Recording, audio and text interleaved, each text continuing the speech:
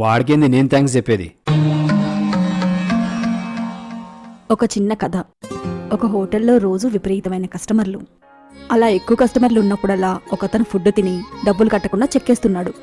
ఇది గమనించిన ఓ customer hotel ఓనర్తో, ఒకతను రోజు డబ్బులు ఇవ్వకుండా ఫుడ్ తిని వెళ్తున్నాడు తెలుసా అని చెప్తాడు.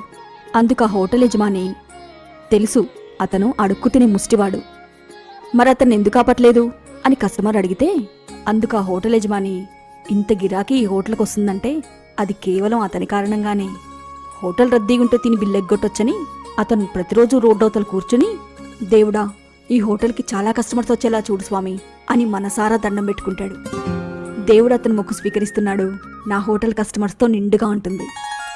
మనం కూడా అంతే కదా, ఎవరెవరు మన మంచి కోరుకుంటున్నారో అందరికీ థ్యాంక్స్ చెప్పుకుంటూ పోవడమే.